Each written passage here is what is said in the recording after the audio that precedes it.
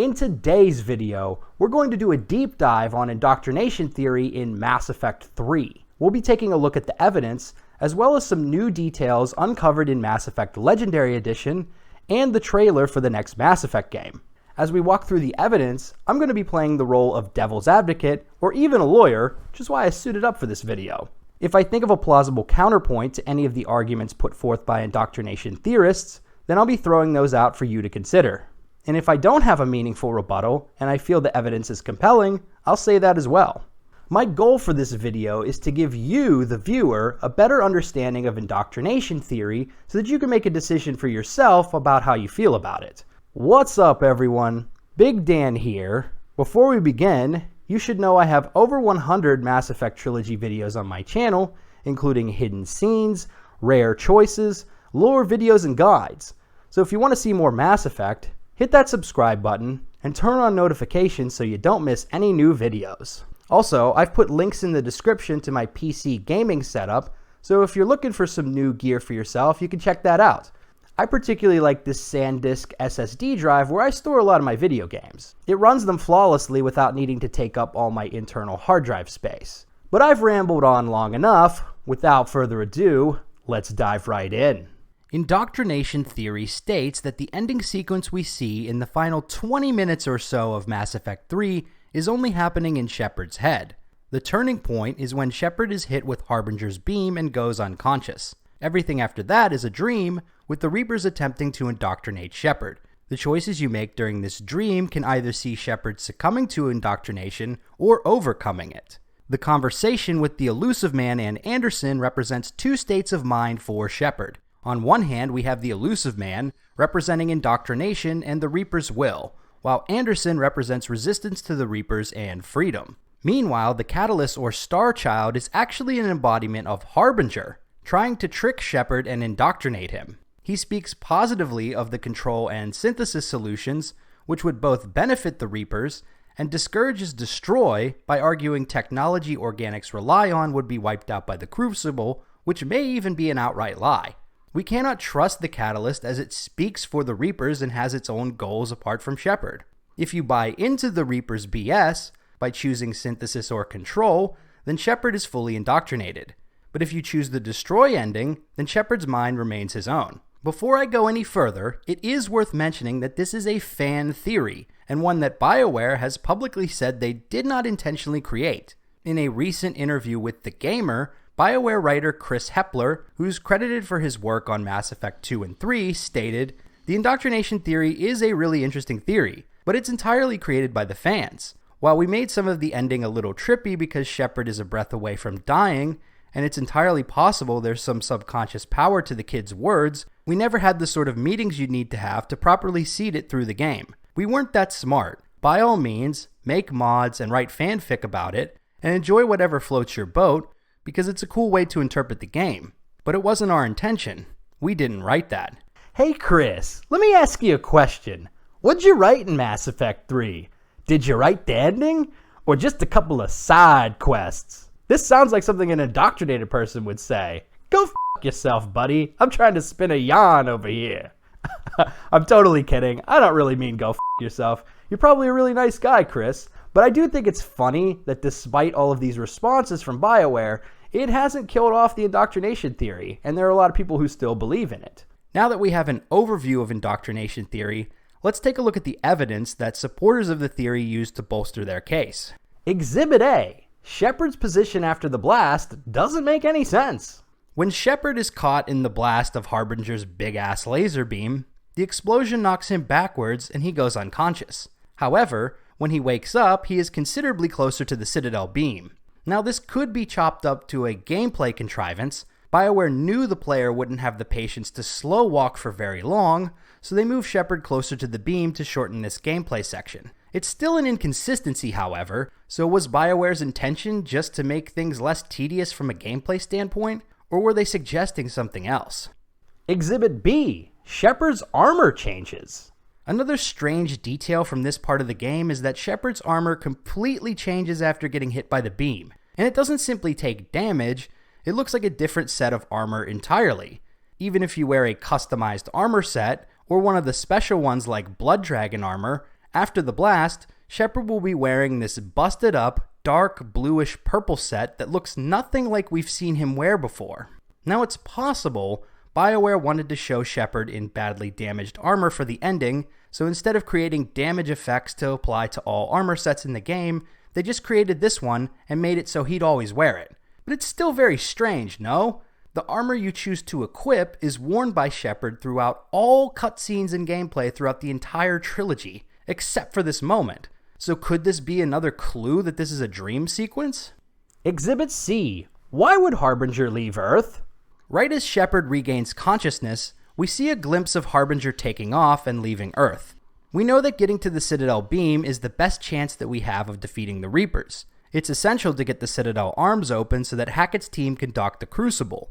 So why would Harbinger fly away now, leaving the most important part of the battlefield undefended, especially when Shepard is waking up and can just walk right over to the beam? It's an interesting question, but I do think there is a plausible explanation for this one. Shepard's ground team was basically completely wiped out in the initial push to the beam. We overhear radio comms from Major Coates saying that no one made it to the Citadel, and Hammer pulls a full retreat. God, they're all gone. Did we get anyone to the beam? Negative. Our entire force was decimated. It's too much. We need to regroup. Fall back to the buildings. We don't know how long Shepard was unconscious.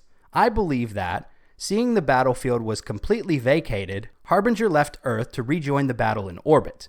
Also, if we look closely, Harbinger is leaving before Shepard actually started getting up. So I think it's likely that Shepard wasn't noticed by King Daddy Reaper as it flew away. This is most likely a plot contrivance to keep the game moving forward, because obviously if Harbinger was still right next to the beam when Shepard woke up, it could just blast him again while he hobbled his ass toward the Citadel. We wouldn't even make it to Marauder's shields, much less the beam. The game would just be over right then and there. So BioWare created a scenario that saw Harbinger leaving Earth, giving us an opportunity to make a last-ditch effort to reach the beam and proceed towards the ending. Exhibit D. What's with the pile of bodies? And is that Ashley and Kaidan? Now, I'm not talking about the piles of bodies inside the Citadel. After you wake up from the blast, there are massive piles of human bodies near the overturned Makos before you go through the beam. Where did these come from and why are they here? When we made our initial run to the beam, there were no piles of bodies to be seen. So how did hundreds of corpses stack up during the time we were unconscious? Who put them there? Are they supposed to be part of Hammer's ground team? If not, where did they come from? Who are these people? The character models are very low resolution, so it's difficult to make anything out. In the Indoctrination Theory documentary, Julian Cluck, aka Clever Noob, suggested that these were the bodies of Ashley and Kaidan, noting the somewhat recognizable armor and faces of our human squad mates from Mass Effect 1. I don't know, do you think this is their likeness? Kaidan, is that you? In 2012, these textures were fairly low resolution, and we could only get so close with the camera. But in Mass Effect Legendary Edition, we can actually go into photo mode and take a closer look. Annoyingly, the camera still shakes during this part, even when you enter photo mode, so it's difficult to hone in.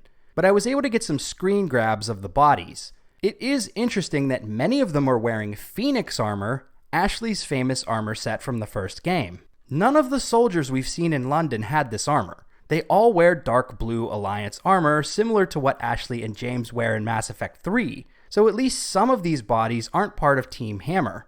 But are these the bodies of Ashley and Kaidan, repeating over and over again in Shepard's dream? Well, I'm not so sure about that. The detail in the 2D models outside the Citadel doesn't really convince me. However, Clever Noob also cited one more place to find Ashley and Kaidan on the Citadel, right here before you cross the bridge. Thankfully, the camera is stable here when we go into photo mode, so we can get a much closer look at these faces. The character models are also three-dimensional, which helps to identify them. Here is the alleged body of Ashley.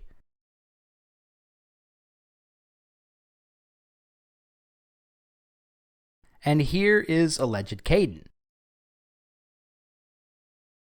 What do you think? Yeah, I'm not particularly convinced by this piece of evidence. I don't think these are meant to represent Ashley and Kaidan, as interesting as that would be. The models look too generic to say, yep, that's my Vermeer buddies. However, the piles of bodies wearing Phoenix armor outside the Citadel, that is still a big mystery to me, since we literally haven't seen anyone wear that armor since we reunited with Ashley on Horizon in Mass Effect 2. Exhibit E, unlimited ammo. During this gameplay section, Shepard has unlimited ammunition for his handgun, without even the need to reload. There is no ammo counter or anything, he can just fire at will, almost like he is in a dream. This is another one I think we can chalk up to a gameplay contrivance. This is a very on-rails section of gameplay. You walk forward, shoot some husks, walk forward, gank marauder shields, walk forward, then do like 15 minutes of cutscenes and dialogue before choosing the ending. BioWare most likely didn't want to bother with ammo drops. They wanted players to experience this part in a specific way, so they just gave Shepard unlimited ammo as a convenience. But still...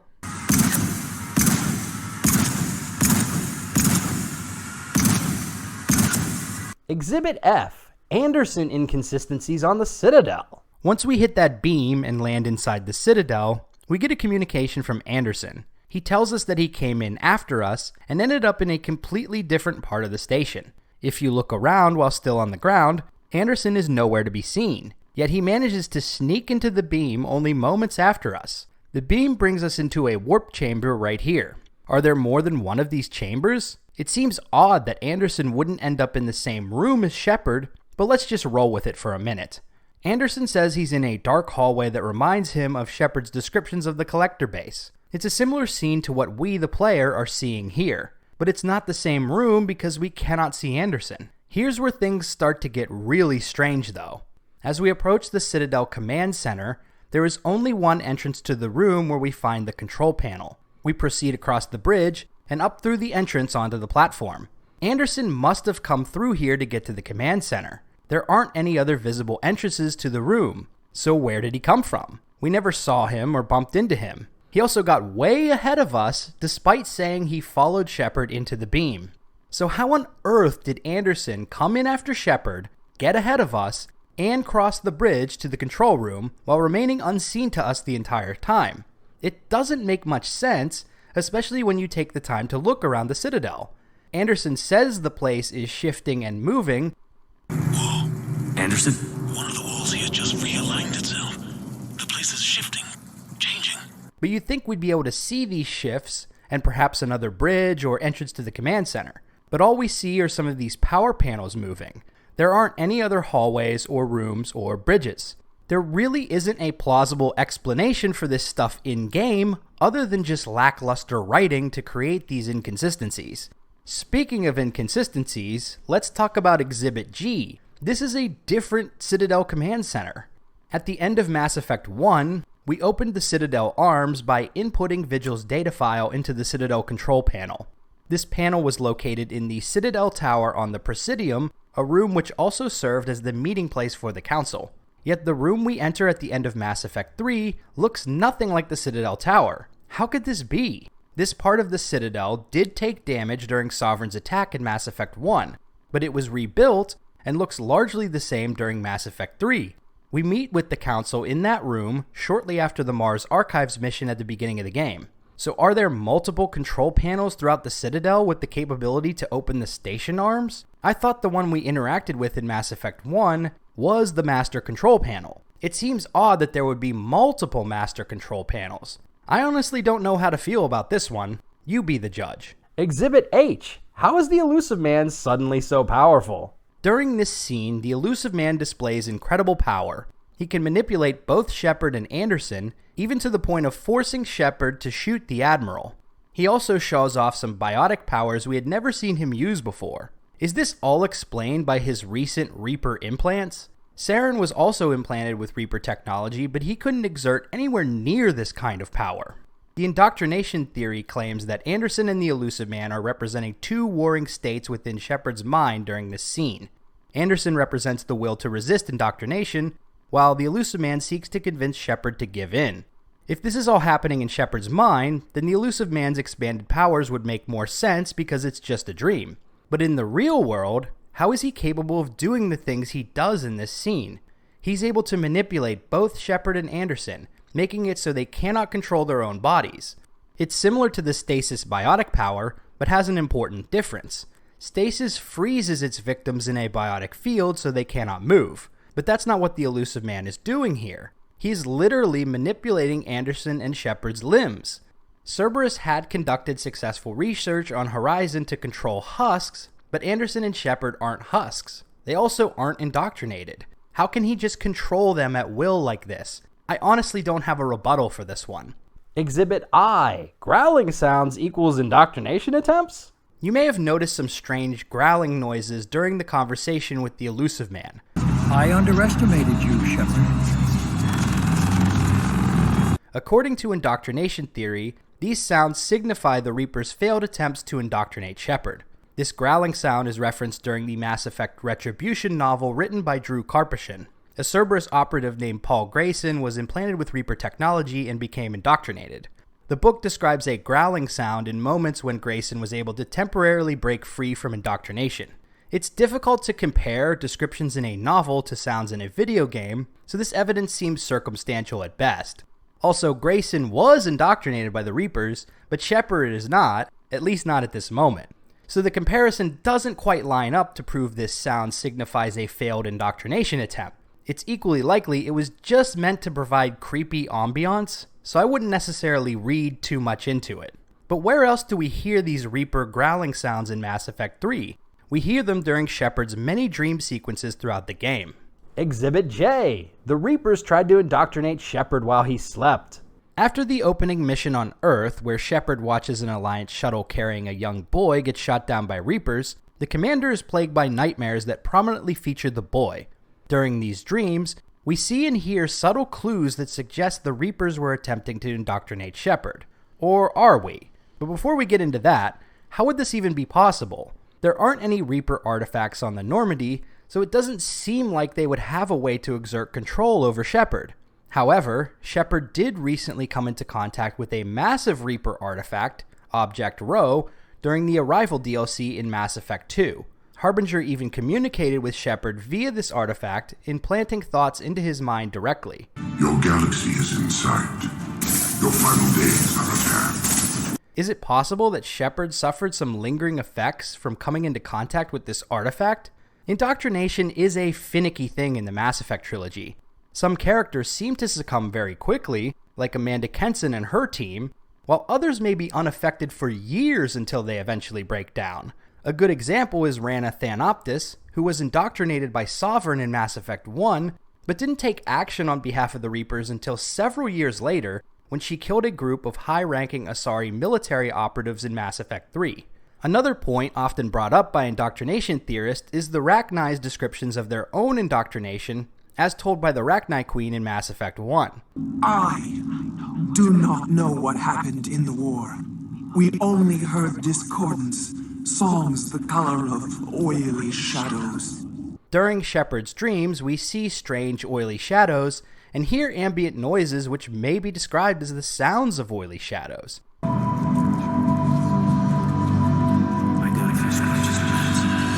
But this particular claim doesn't stand up well to further scrutiny. In addition to the sounds of oily shadows, the Rachni Queen also describes the feelings of indoctrination as a sour yellow note. A tone from space hushed one voice after another. It forced the singers to resonate with its own sour yellow note. Yet this description is never factored into indoctrination theory, most likely because it doesn't fit or support the theory. Moreover, during the Leviathan DLC, we learn that the Rachni were most likely not indoctrinated by the Reapers after all, but by Leviathan. The Rachni Wars happened 1,000 years earlier, while the vast majority of Reapers were still hibernating in dark space. It's speculated that Leviathan was enthralling and training the Rachni as shock troops, perhaps in an attempt to use them against the Reapers in the future. I'm looking at the Rachni. Their movements during the Rachni Wars suggest alien influence. But the timing is wrong, and Rachni weren't implanted with Reaper tech. What if Leviathan was preparing the Rachni to fight the Reapers? So we've talked about the ambience and visuals of Shepard's dream, but what about the little boy? Indoctrination theory suggests that the boy may have just been a figment of Shepard's imagination. No one else seems to notice the boy in the few moments he crops up during the first mission on Earth. When Shepard discovers him in the air duct, He seems to vanish when Shepard looks away. Anderson does not see him. And when he boards the shuttle at the end of the mission, none of the soldiers seem to notice him, according to the Indoctrination Theory. But is that what's really happening? During the air duct part, he could have simply crawled further into the duct and around the corner in that moment Shepard looked away. You can see where the bend in the duct is. He wouldn't have needed to move very far to hide from Shepard. And when he is boarding the shuttle, it appears the soldiers are focused on providing covering fire, waiting to signal the vessel to close its doors and take off after the boy is safely on board. A soldier literally taps on the door right after the boy gets on the shuttle, like he was waiting for him to get there. The soldiers are in a firefight at the moment. It makes sense that none of them would stop to look at the boy, but instead focus on protecting him. Also, we see the boy playing with a toy ship right at the beginning of the game. It's shown to us, the player, not Shepard. So why would the camera focus on a boy who's not real for our sake? It would be strange to do that. I think the boy is real and really died when the Reapers blasted that shuttle out of the sky. Shepard is haunted by this event and naturally has nightmares about it. The dream sequences in this game weren't very good, but I don't think they signify attempts by the Reapers to indoctrinate Shepard. The evidence is all very circumstantial at best. Exhibit K. Shepard's wounds are inconsistent after the conversation with the Illusive Man. So let's take it back to the Citadel. When you approach the Citadel beam, Shepard is shot in his right shoulder by Marauder shields. However, after speaking with the Illusive Man, the commander is bleeding from his left abdomen, and his shoulder seems fine. There is no visible gunshot wound.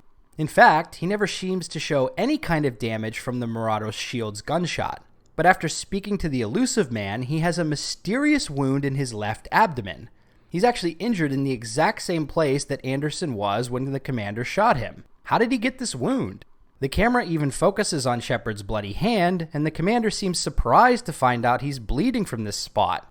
So Anderson and Shepard both sit next to each other, both bleeding from their left abdomen, and both lose consciousness moments later. Anderson first, then Shepard. It seems clear that BioWare was trying to draw parallels with these two characters, but what was the intended message? That is unclear. Afterwards, Shepard seems fine again after coming face to face with the Star Child. He's hunched over, but no longer seems to be bleeding from his stomach. He's completely conscious and lucid, despite seeming moments from death only a little bit earlier. This whole sequence with Shepard's wounds is very strange, and the evidence could point us to the conclusion that this is all a dream. Exhibit L. The catalyst is biased and not what you think it is. When we meet the Star Child, we're meant to believe that this is the catalyst, aka the artificial intelligence created by Leviathan, which went on to create the Reapers as a solution to the struggle between organic and synthetic life. Indoctrination Theory, however, suggests that there is more than meets the eye in this scene. The catalyst is not just an artificial intelligence, but is actually a spokesperson, or spokes AI, for Harbinger. There are a few moments in this scene where the Star Child breaks character and shows its true colors. During this conversation, notice how the Star Child speaks about your three main options.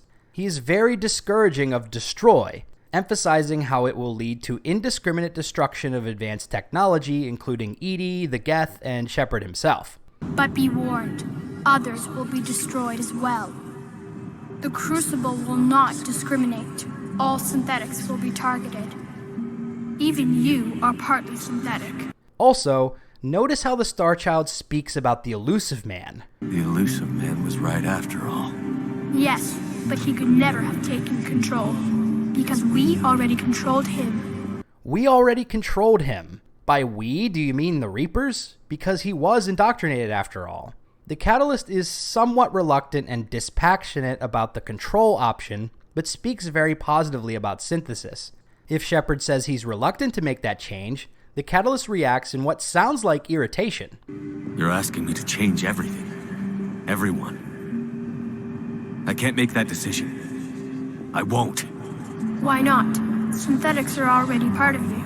Can you imagine your life without them? And I'll die free.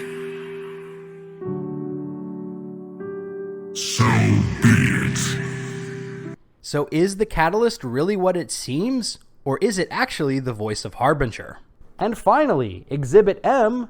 Shepard can only survive in the destroy ending. Assuming you have enough war assets, Shepard has 4 possible choices in the extended cut version of Mass Effect 3's ending: destroy, control, synthesis, and refusal. Of these 4 options, Shepard can only survive by choosing the destroy ending. Indoctrination Theory states that Shepard will become indoctrinated if the player chooses the control, synthesis, or refusal endings. If Shepard chooses control, he would most likely be absorbed by the Reapers, and they will continue the harvest, despite what we see in the cutscenes, which Shepard is dreaming anyway. Synthesis would create an abomination of human-machine hybrids, forced upon organics without their consent, not this utopian vision. Refusal would see Shepard simply giving up hope and allowing the Reapers to win. And of course, Shepard will die in these endings. Also, if you choose synthesis or control, notice the way Shepard's eyes glow at the end. The pattern is similar to what we see in Saren and the Illusive Man after they become indoctrinated. This suggests that Shepard is succumbing to Reaper indoctrination by choosing these endings. His eyes do not look like this if you choose destroy. The only way for Shepard to survive is by choosing to destroy the Reapers in this dream sequence and breaking free of their attempt to indoctrinate him. Also, consider how Shepard survives during the ending. When Shepard chooses to destroy the Reapers, the Citadel explodes in a ball of fire with Shepard still inside. The outlying structure remains somewhat intact, as we see in the extended cut, but the blast was still devastating and probably lethal to anyone caught in it, like Shepard was. But Shepard does survive, assuming you have enough war assets, and we're treated to a brief scene of him taking a breath as he lies in the rubble. But wait, it's important to note where he is in this scene. It looks like he's in the rubble on Earth, much like we saw all throughout London. This doesn't look like the Citadel. Even in the trailer for the next Mass Effect game, we see Liara sifting through rubble to pick up a N7 insignia, presumably Shepard's. She's not on the Citadel. This is most likely Earth, specifically London in the wintertime.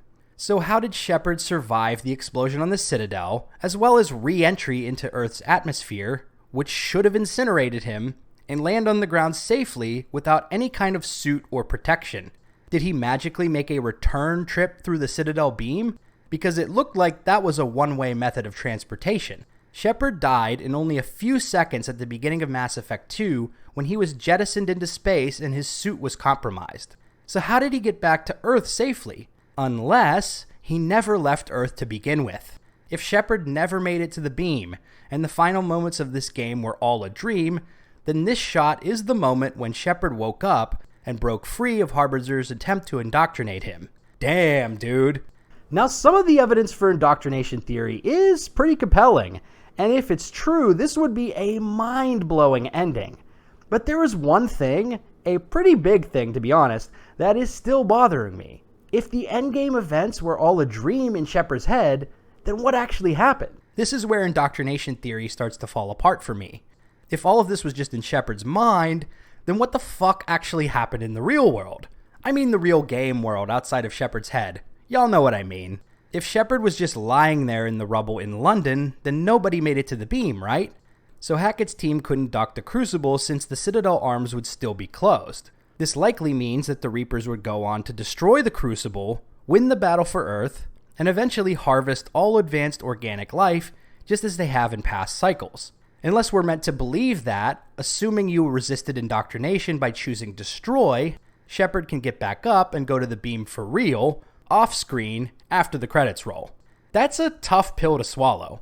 So if Shepard is really still lying in the rubble, and the Reapers do win the war, then the indoctrination theory ending actually has a worse outcome than any of the 3 major endings we see in his supposed dream. It would basically end the same way that Refusal does, with the Reapers completing their harvest. That's kind of whack. So at the end of the day, while I find indoctrination theory really fun to explore, I don't subscribe to the theory myself.